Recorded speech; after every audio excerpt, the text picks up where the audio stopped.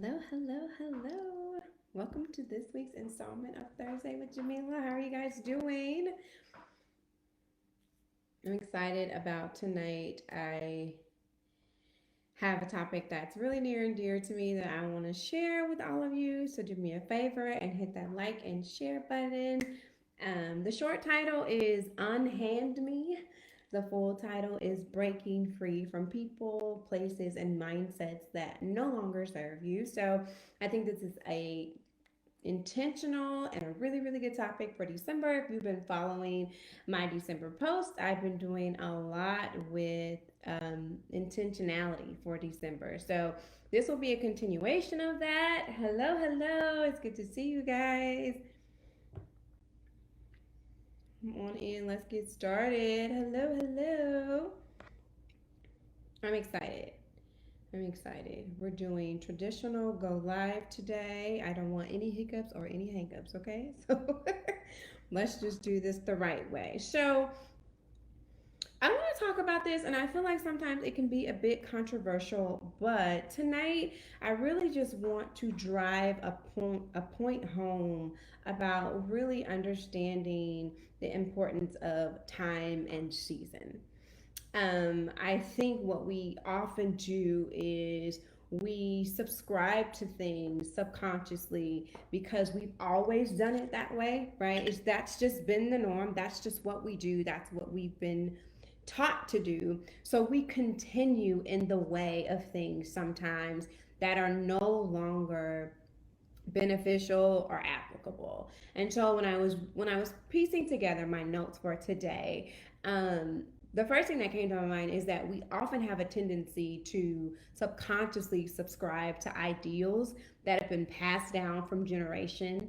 Um, and we never really question them until we bump up against something that challenges the merit of the idea. And that only happens when we are willing to have conversations with people who don't look like us, they don't think like us, they have a different mode of operation. And so when we are willing to have those kind of conversations with people, this is when ideals that have been passed down from one generation to the next are often bumped up against some tough surfaces, if you will. So when we do have those instances occur, it is only then that we are as it is often said, the eyes of our understanding are opened. And it's hard to disconnect from what you've been exposed to, right? So if your whole life you've only ever been told that the apple is always the Granny Smith apple, it's hard to disconnect from the idea that there's another kind when someone presents you with a Fiji apple, right? It's something different. It doesn't make the initial apple any less significant. It just points you in the direction of understanding that there is something else out there. And just because there is something else out there that could be worthy of your consideration doesn't discredit what you've built your identity on.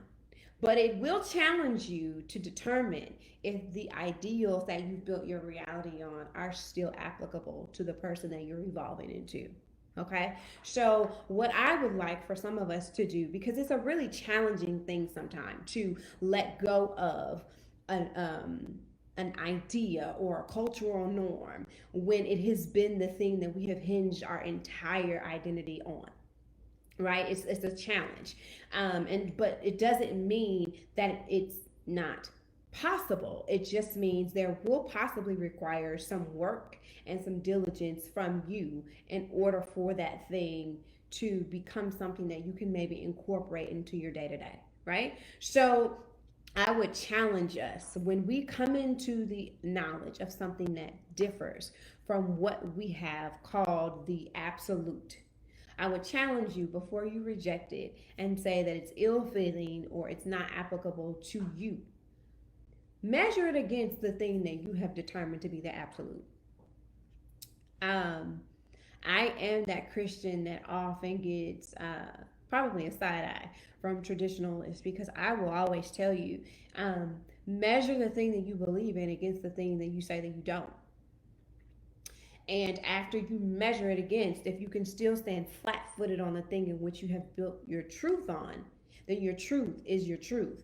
But when you find variances, explore those a little deeper. And I think that's when sometimes we are able to look at what we say we don't believe in and sometimes see where maybe there probably was a common ground at some point or another before there was a breaking apart from and then an uprooting of another thing, right? That's why you have first, second, and third Baptists, or you have all these denominations. There was a common ground at some point. There was something that people agreed to, and then now we've broken apart from and we started to build some new norms or some new ideologies based on new things. But there was a common ground, right? So there was something that united them at one point. So when we are bumping our norms against the things that maybe appear to be abnormal for us, let's go into it with our hearts and our eyes open and with the idea of being able to learn something that we did not know previously. Okay, so after you've done the work to determine if your current methodology is truly applicable to the role that you've been called to take in this season, still look for there to be other opportunities for your eyes to be open to new things, right? And if during discovery you come into the knowledge that what you have built your hope on, or what you built your truth in, or what your identity is centered around, if you come into the knowledge of that thing having some holes in it, be willing to do the work. Be willing to do the work.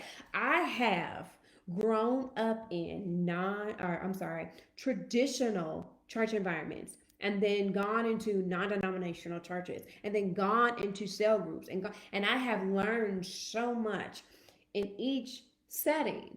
One doesn't discredit another, but when I get into a place of understanding where I'm going to next, I do have to be cognizant of the settings that I subscribe to, because sometimes what has always been is not what truly is necessary for the here and the now, right? So let's just walk through this, and I hope that in somewhere through this, possibly you see yourself, right? So when I was a child, I come from a traditional upbringing where a woman is to know her place, right? Children and or women are sometimes to be seen, not heard. But when you are seen, be worthy to be viewed, right? How we showed up in the world, how we presented ourselves, it mattered. And I learned that very early on, because I would hear my grandmother say, when you walk out on the other side of this door, you don't just represent yourself, you represent us as a family. So be mindful of how you present yourself.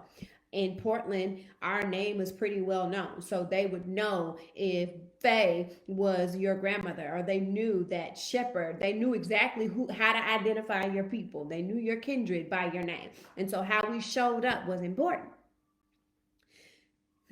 Right? So as a kid, that was something that I was very much aware of. It was something that I gave my attention to because I never wanted to be a misrepresentation for what I was called to represent.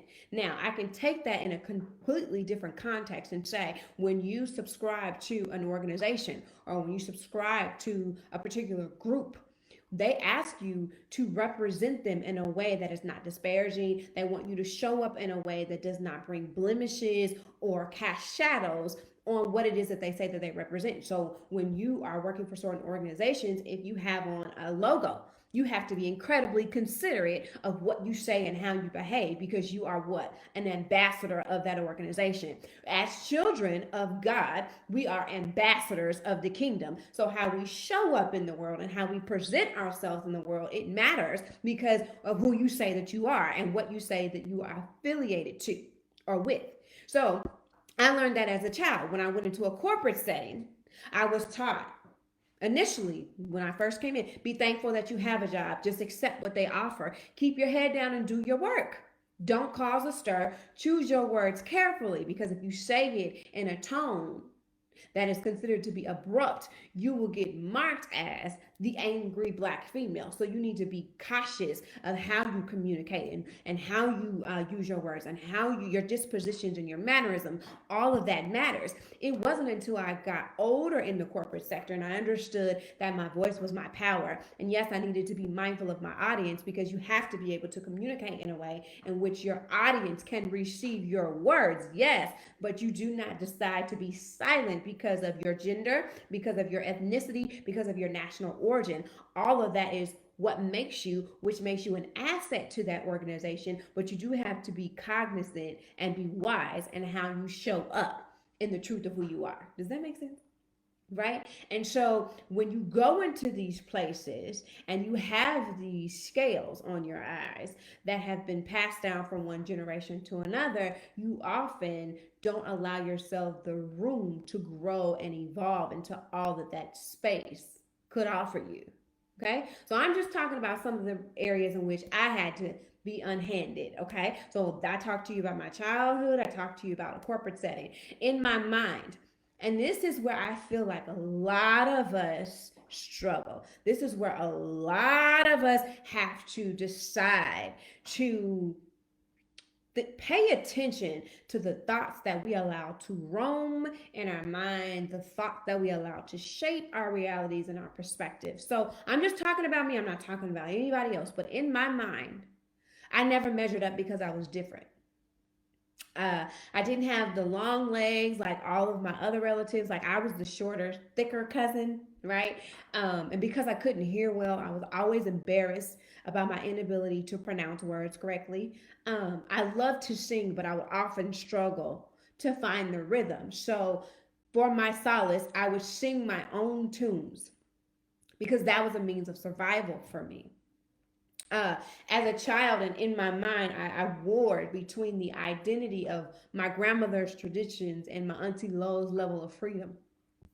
I didn't really know how to balance the two, because Gwendolyn Faye, she had her there were some things and some boundaries you didn't cross. But when I went to Auntie Lo's house, there were some things culturally that they just did very differently.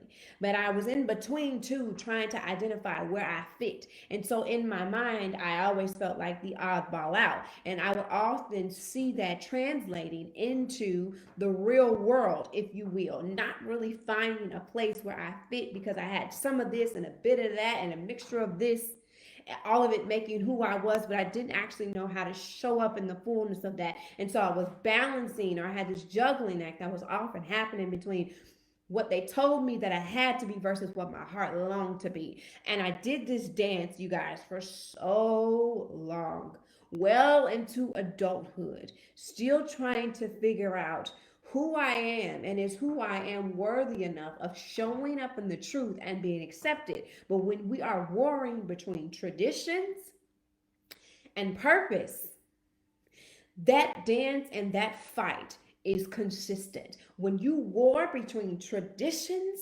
and purpose, you will always be doing this tango, because one says, we don't do that this way. And purpose says, I didn't call you to do what has already been done. I called you to blaze a new trail. I called you to be a carbon copy, or I'm sorry, not a carbon copy, but I called you to be a prototype of what can be if you would just subscribe to the totality of who you are. And a lot of us struggle with that. And so we are almost handcuffed by traditions and generational norms, because God forbid we step outside of the box of those things and then be shunned by the people that we thought would always be our allies. I get it.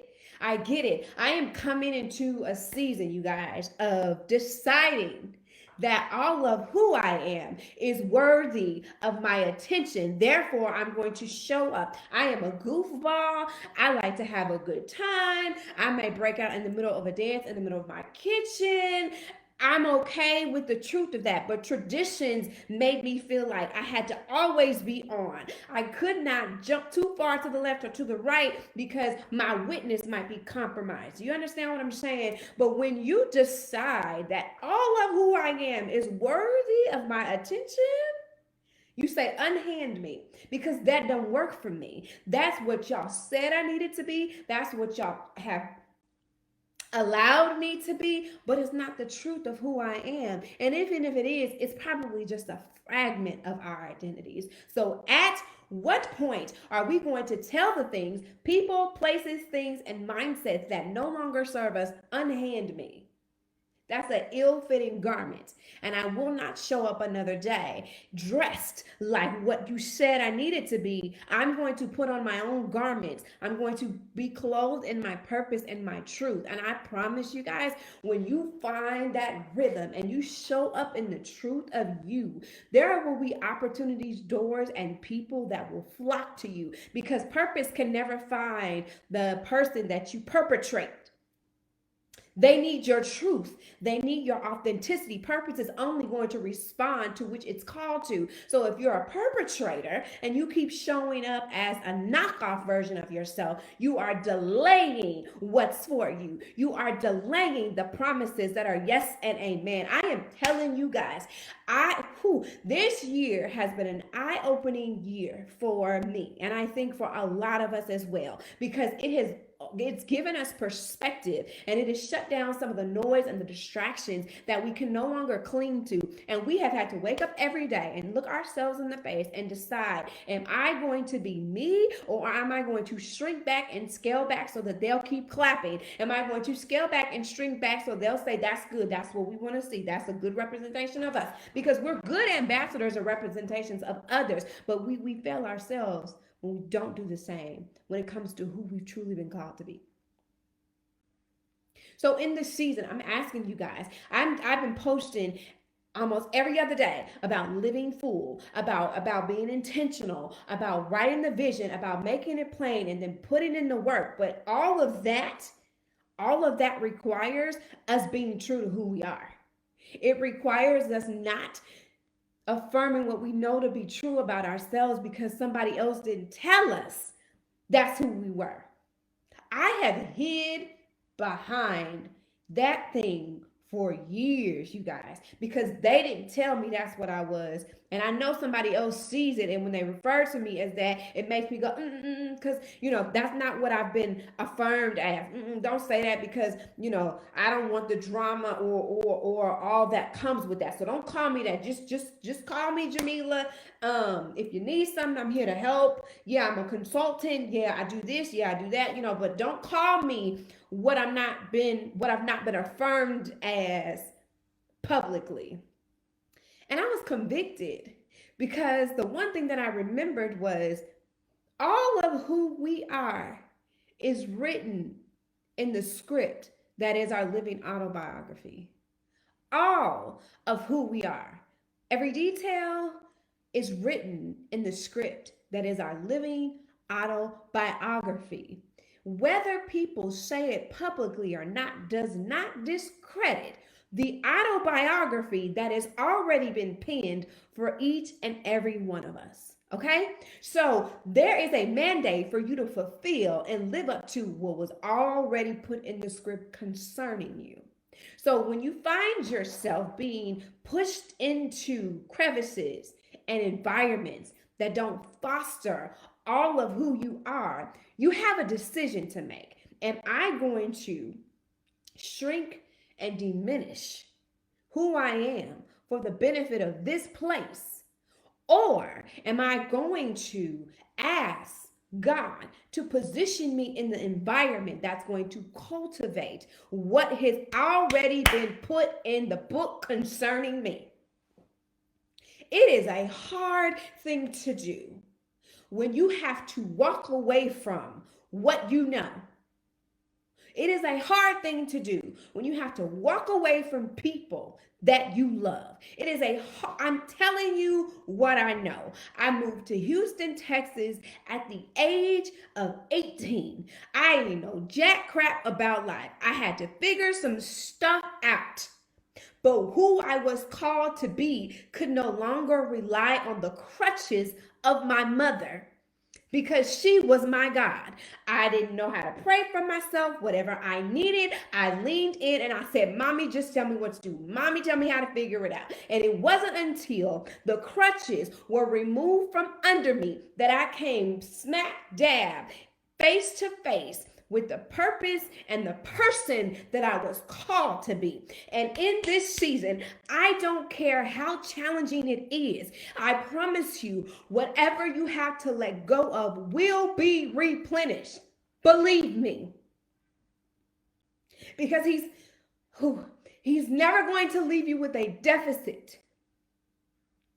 I promise you, he's not going to leave you with a deficit. He is going to prune you of what you do not need. He will. It's a pruning. It's a stripping away of the crutches. It's a stripping away of what we're settling for. It's a stripping away of living beneath the truth of who you are. Yes, it is hard. Yes, it is scary. Yes, it is. But on the other side of it, there is a freedom, joy, and peace that will guard your heart and your mind that is well worth it. Well worth it. I didn't understand it as a child. I felt like she was punishing me. Well, my grandma would say, baby, you're going to walk a hard road. Nothing's going to come to you easy. You have a very weighty calling on your life. So there's going to be some things that you're going to see other people do that you're not going to be allowed to do. It's going to be a different road for you. And I said, Grandma, I don't want to do that. Stop telling me that. Matter of fact, can you go have a conversation with Jesus and say, my baby don't want to do that. Can you give her something else? Because I don't want to do that. But depending on the mandate that is placed upon your calling, there will be periods of isolation. There will be some people, places, and mindsets that you have to cut off because they're so loud that you can't hear the instruction of the one who actually wrote the script. Think about it. When there are productions that are being put on, there is a director, right? This person knows how the shot needs to be conveyed. They know the tone and the intention behind the words they have on that page, right? And so when you speak them out of context or you don't deliver them in the way that the author originally intended for them to be displayed, they say, cut, right? And then we've got to do it all over again. And they do not allow the screen play to be published until that shot is depicted in the way that the author intended. Whatever is going on in your life in this season, he is not going to allow the screenplay to be put on display until that particular scene is articulated in the way the author intended. Yeah, it sucks when you got to keep doing it over and over again. Yeah, it's tough when you're being pruned and perfected for display. But don't you want it to be displayed properly? Don't you want to be put in the best lighting? Don't you want to be shown in your best angle or whatever that looks like for you? Yeah. So in order to do that, he's going to have to say, cut, do it again. Cut, try it again. I want to hear you say it like I told you to say it. Don't add your own spin on it. I'm the author. The clay does not ask the potter, what are you making of me, right? The clay submits to the work of the potter. So in this season, y'all, you got to tell something. Unhand me. I can't do that no more. I cannot do that anymore. I can't show up that way anymore. I can't speak like that anymore. I can't go there anymore. You're not going to get a lesser version of me anymore. I actually love the person that I'm choosing to become. So I'm going to give you all of that all the time. And if it's not for you, my dear, there is the door. Matter of fact, let me get it for you. I am trying to tell y'all that there is a peace that he will grant you when you will show up as the director intended. I don't know that I've laughed the way that I have laughed. I have smiled the way that I have smiled. I decided I was going to be Jamila, okay? I'm a little quirky. I'm a little weird. There's some stuff I like to do, some places I like to be, some people I want to do it with. And guess what? I'm going to do just that in this season because all I have is right now. So I'm not wasting my now on trying to figure out if it's going to be okay with y'all if I show up and be myself this season. You getting all of it. If you don't like it, unfollow, delete, unfriend, whatever, because there is a peace and being all of who you are. And I'm telling you, the blessings that are attached to your truth are unmatched. They're unmatched. Why be a counterfeit? Why? Why be a counterfeit? For what? For what? Nah, we don't have time for that. So listen, what I want you to do is what I did. I really took inventory of the areas that I was choosing to scale back. And I was choosing silence. And I was choosing complacency. And I was using status quo as an excuse. And it was tough. I'm telling y'all. This is not an overnight work. Um this has been a few years of deciding that, you know what, being less than who I'm purposed to be is hurting me, and it's causing more grief and pain than not. And it's because I'm mentally exhausted because I'm trying to think about every single instance where I possibly need to refrain from doing that, or don't say that, or don't go here, don't wear that, don't do. It's exhausting. Okay? Because here's what I know. God will give you a conviction for what he don't want you to do. I don't have to wait on people. He'll tell me that's not what I want you to do. So don't do that. So if he didn't give me a conviction for it in that season that I can't wear that or I can't go here, then I'm gonna wear that and I'm gonna go there. Because I'm free enough to be true to who he has called me to be. And so wherever you find yourself bound, think about why. And I want to point us to a familiar story. It's called Grandmother's Ham. I don't know if you guys are familiar with that, but it's a story. It's very old. But the thing that I like to talk about is the cultural training that the story depicts. And it talks about a husband and wife. They were in the kitchen. She was getting ready to prepare a meal, and they were having ham. And the wife would cut the end of the ham off, like about an inch or so of the ham. And so the husband looks and says, "What? Why are you cutting that much meat off? Like you're wasting good meat. Why would you do that?" And all she could say was, "I don't know. That's how my mama did it. So I've always done it this way because that's what my mother did." So she called her mom to ask her mother, "Why did you, when I was growing up, cut off the ends of the ham?" And the mother couldn't recall. She was like, "I don't know. That's how my mom did it. So that's what I did." So then she wants to speak to her grandmother about it. But her grandmother had passed away. But her grandfather was still alive. And so she called and she spoke to the grandfather and asked, "Well, why did grandma always cut the ends of the ham off?" And the grandfather replied, "Well, because the pan was too small. So she would cut off the ends so that it could fit." That's a very familiar analogy. It's something that we've all probably heard at one point or another. And I'm asking you, what are the valuable parts of yourself that you cut off so that you can fit into a pan?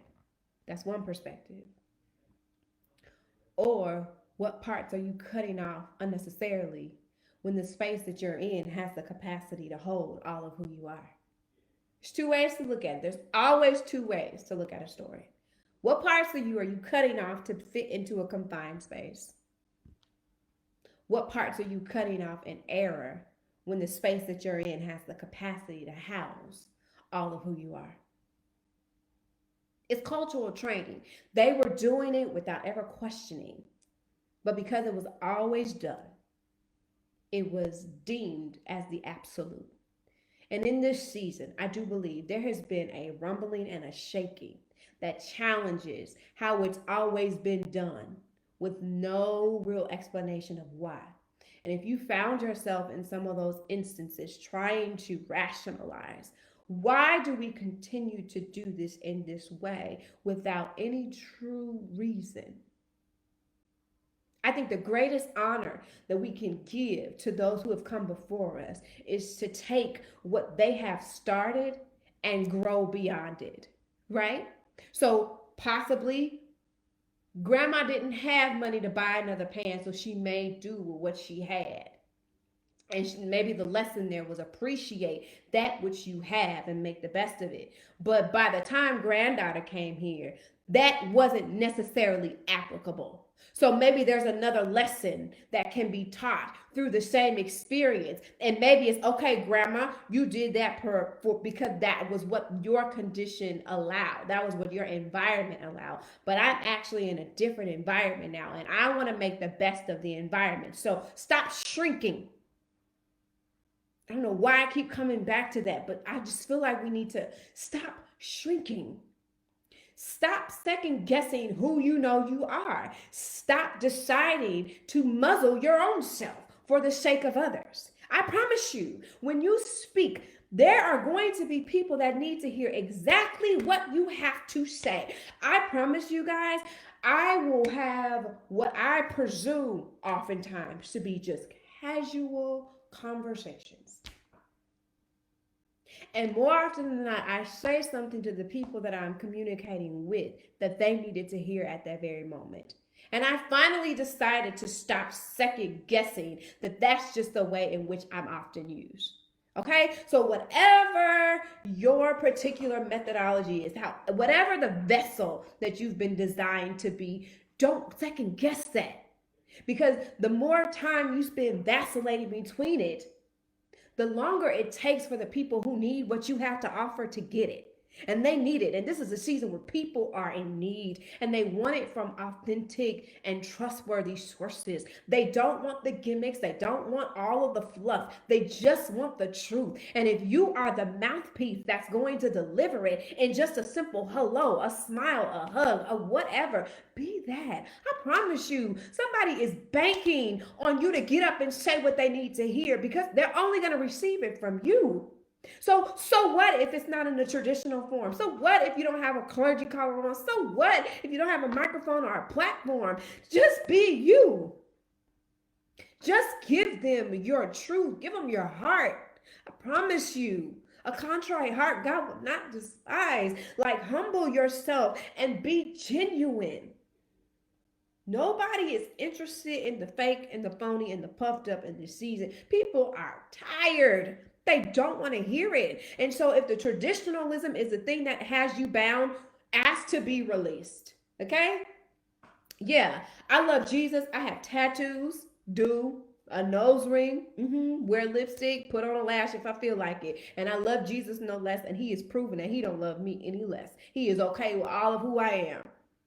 And he's only sending me to what can receive it. That's a word. He's sending you to what can receive you. He is. And it's okay to not look like that, or not look like them, or not show up like them. It's cool. I promise you, it's all right. Because you're exactly what somebody needs, just as you are. It doesn't mean that you stop growing. It doesn't mean that you stop evolving. But who you are today is still as necessary as the person you're going to be tomorrow. So it's okay.